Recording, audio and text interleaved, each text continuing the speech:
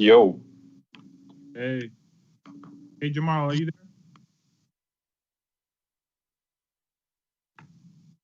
there? Oh, Andre, can you hear me? I can hear you now. Oh, my bad. I had the mic off. Hope you guys are doing okay. What's up? What's going on? Yeah, two clips. So the first one is going to be Michelle Obama, and the second one is going to be Bernie Sanders. Copy that. Shane, I do want to have I want to talk about some of these speeches. I don't know if you've watched. It was insufferable, um, unfortunate, painful, like tone deaf. Basically, Trump's fault. We were blameless, and you need to give us control of the reins in order to, make it better again. Yeah. So it was. Okay. No, I was watching some of that. I was watching Michelle's speech and other. I watched as much as I could. I found it insufferable. Yeah. Actually, hang on. I'm gonna call you guys back in a minute. Okay. Okay. Be right back.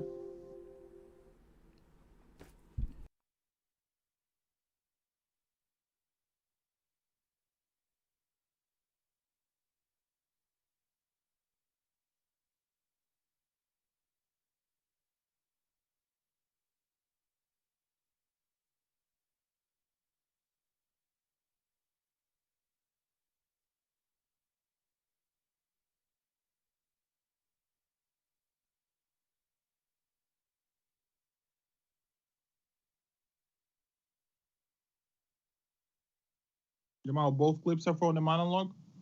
Yes, that's true. Gotcha.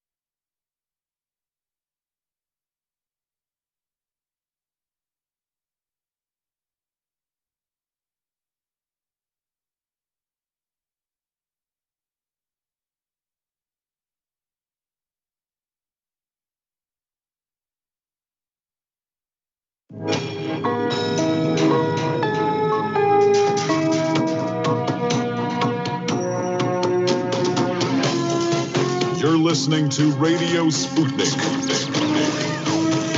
telling the untold.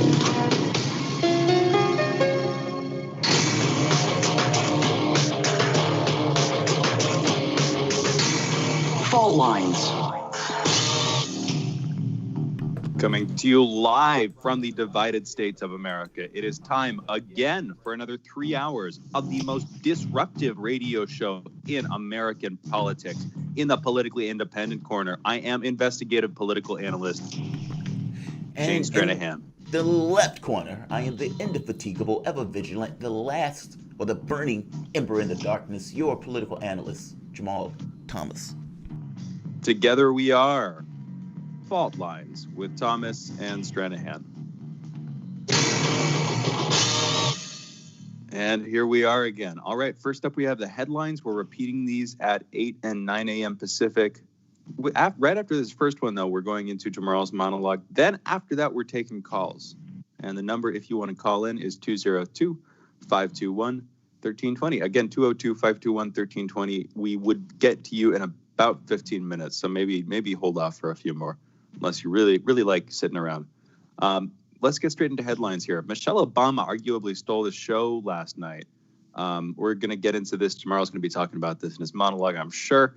But that's what people are saying. At least a lot of people are comparing her to Joseph Biden. This, of course, came at the end of the opening night of the Democratic National Convention, which started last night. That is the show that Michelle Obama stole, to be specific. That convention will be running until Thursday. And like I kind of hinted at, it was a weird ceremony. There were a bunch of screens and video walls that different parties were sort of conveying information between. Anyway, we'll come back to that, especially in Jamarl's monologue, but also later with guests. In our next headline, Postmaster General Louis DeJoy has agreed to testify before Congress. He reportedly will be appearing before the House Oversight and Reform Committee on August 24th. That is later this month. Demand for his appearance is high, with one House member, that's Representative Jim Cooper, even recommending that DeJoy be arrested if he refuses to testify.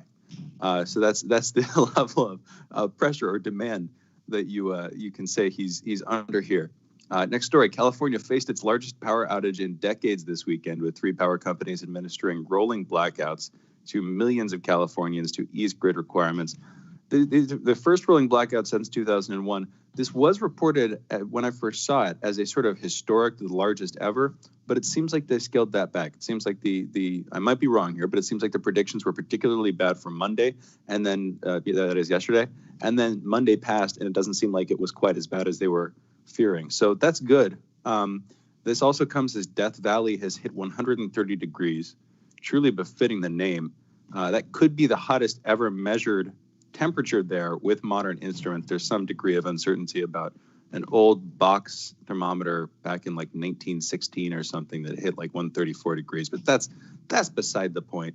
It's hot out there. In our next headline, also in California, they're reportedly set to pass the first in the nation state wealth tax.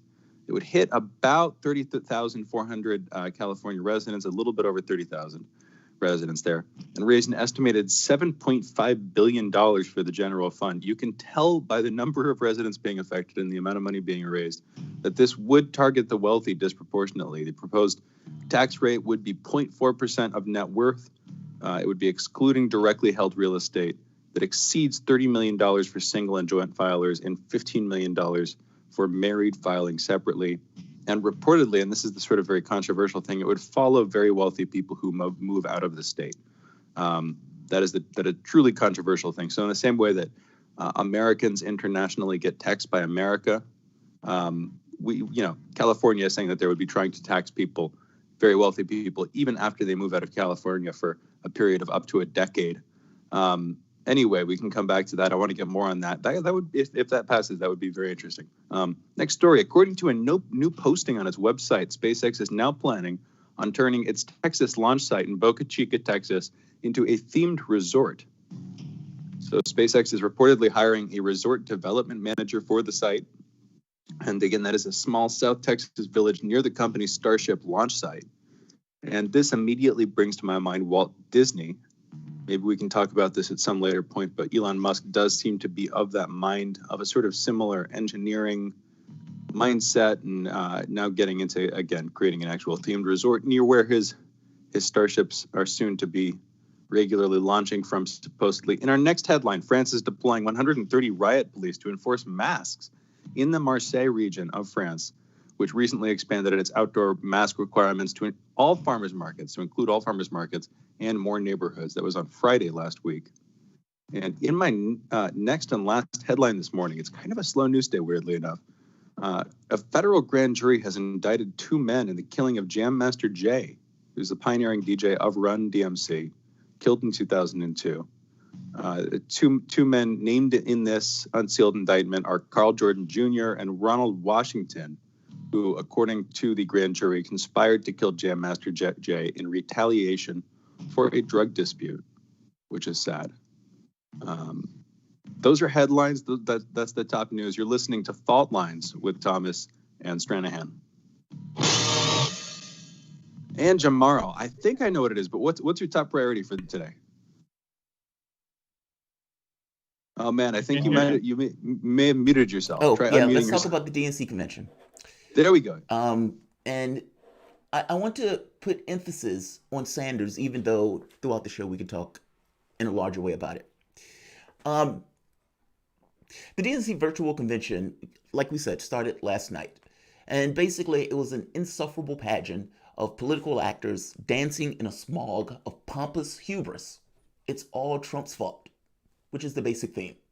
Just put us back in and we'll fix it. We have the cure for everything that's wrong with this particular country right now. Radical centrism. It's finger looking good. And you're going to love it once we're back in office. We knew that there were going to be, Kasich was going to speak. We knew AOC was only going to get 60 seconds. We found out last night that there were going to be 3 additional Republican speakers. Yes, at the DNC. If you want to look and make a determination on who they are leaning to and who they're trying to get, who they care about, the support that they're aiming for, it is not the left. John Kasich gets up there. He said, it's time to put our nation first. No one pushes Joe around. And then paraphrasing, people fear Joe will turn sharp left and leave him behind. I don't believe that. It's time to take off our partisan hats and put the nation first. Here's the thing. Either a policy is good or policy is bad. It either works or it doesn't. The notion of somebody being a centrist is nonsense.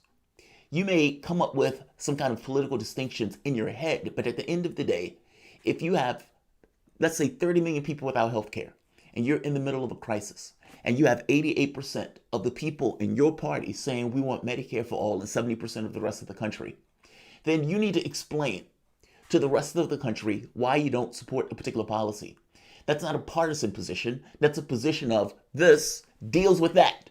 And considering the situation that we're in right now, this would be the idea that the rest of the nation agrees with in spades. But that's not what you're doing. And the notion of centrism and everything else, basically you have a group of political elites that are paid and are pushed based on various policies that people who are around him agree with or disagree with. The centrism, the partisan stuff. What does the American public want? What is in the best interest of the public? And that was the thing that was entirely and utterly absent. Trump's fault. Trump did it. Radical centrism, flag, God, etc., etc. Partisanship. We don't like that. We need to be centrist. What are the policies that are in the best interest of the American public? That didn't matter. The argument basically boils down to this is not the time to talk about policy. This is not the time to deal with the real material concerns of the American public. We just got to get Joe in. That's all we need to do. And once we get Joe in, everything will be okay. Let's hear Michelle Obama, because Michelle Obama did get a lot of credit last night. I want to hear just a small clip of the stuff that she was saying, because it's reminiscent of pretty much everybody else. Let's play the clip. So let me be as honest and clear as I possibly can. Donald Trump is the wrong president for our country.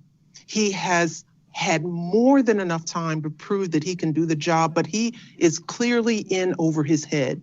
He cannot meet this moment. He simply cannot be who we need him to be for us. It is what it is. Neither can Joe Biden. Let's be honest. Neither can Joe Biden.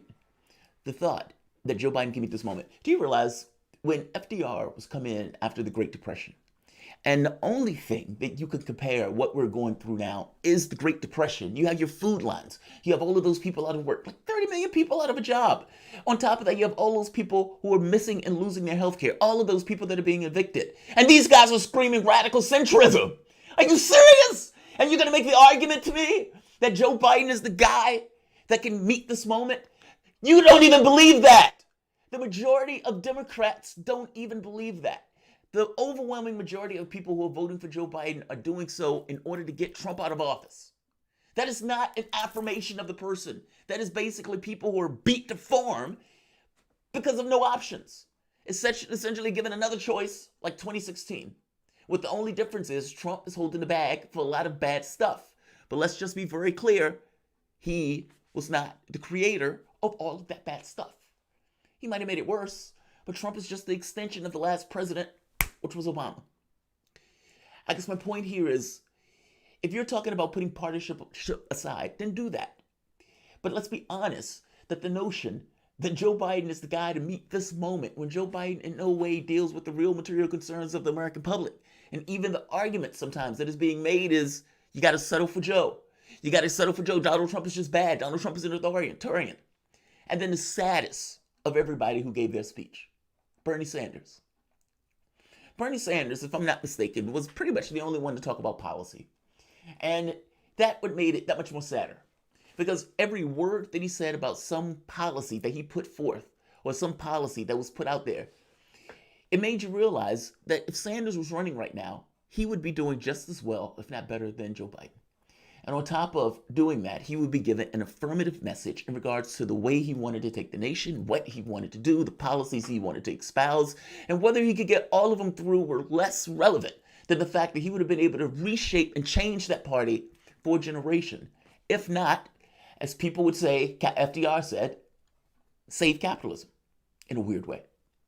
I'm making the very basic point that the person who was up there and ready for this particular moment, who the arc of history was screaming for, was the guy who was giving a speech trying to say, go vote for this other guy who in no way would be capable of dealing with this particular moment. And is in his basement most of the time. That's the saddest speech. And you realize also that it's wrong speech.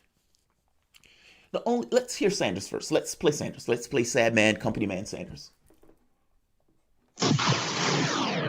Our great nation is now living in an unprecedented moment.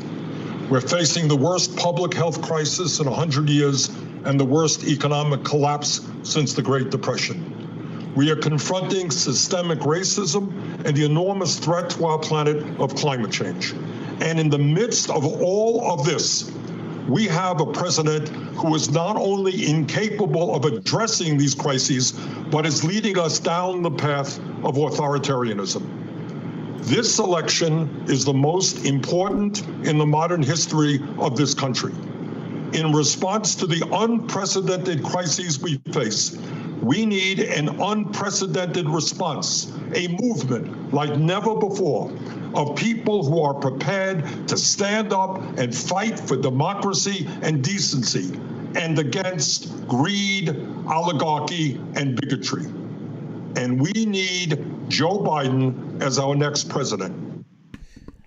The people who were giving the speeches that night basically constructed the economic, political, and judicial system that we have at our disposal, that all of these people are out there protesting right now. They want to act like this is all on Trump's plate, that this is all Donald Trump's fault. And I'm saying it's nonsense. The very people that Bernie Sanders, the very things that he is talking about was constructed brick by brick by the Democratic Party every bit as much as the Republican Party. And that's what makes it so sad. That basically he has to come out here and shill to try to get his supporters to back a man that in no way backs them or backs the things that they believe in. The argument that you're going to make that this is this massive moment in time of things that are going wrong. And Joe Biden with his radical centrism is the way to deal with it. Saddest thing in the world to watch. The only moral and ethical choice at this moment is dissent and to say no. Stand under this notion of principle. As bad as Donald Trump is, it is worse to give over your vote for nothing. And if the Democratic Party really want to make this argument that we need to give up partisanship, by the same token, we're not willing to accept a policy that 88% support, or that 70% support, or that would deal with criminal justice issues, not in a way that Joe Biden has done with over the course of his career, but do something fundamentally different that would deal with the economic crisis, that would deal with the job crisis. Meaning, if you can't push him now, when he says he needs to get elected, and when the argument that is being made that Donald Trump is actually the apocalypse itself, Donald Trump is the apocalypse, but we're not willing to accept all of these policies that would unify the party, then they're not being serious about that. Let's take a break. You guys are listening to Fault Lines with Thomas and Stranahan. The DNC convention was one of the saddest things. We'll be back in a moment, and we'll get Shane's response.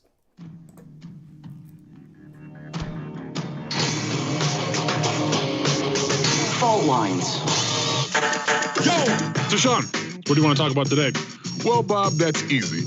I want to talk about the need to stop the development of self-driving cars. Again, Sean, you're driving me nuts. I think the self-driving car thing's already out of the gate. No, it's never too late. See, now the leading experts in the field, I mean, just pick one, whichever one, leading experts have repeatedly warned us about the dangers of artificial intelligence. Look, I'm telling you, man, we have to stop the robots by any means necessary. I see what you did there. Yep. Tune into our show By Any Means Necessary daily from 2 to 4 p.m. Eastern Time on Radio Sputnik. And don't forget to call in at 3:20 p.m. to our studio number 202-521-1320. And if you miss us live, check us out on SputnikNews.com, Spreaker, iTunes, iHeartRadio, Spotify, or wherever you listen to podcasts and stay up to date on the latest social and economic movements shaping the world around us.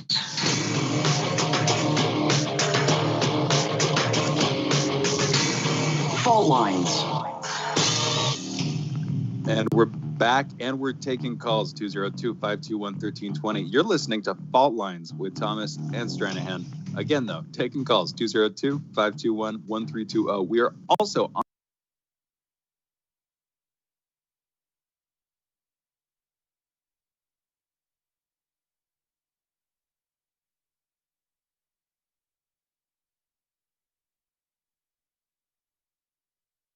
AM.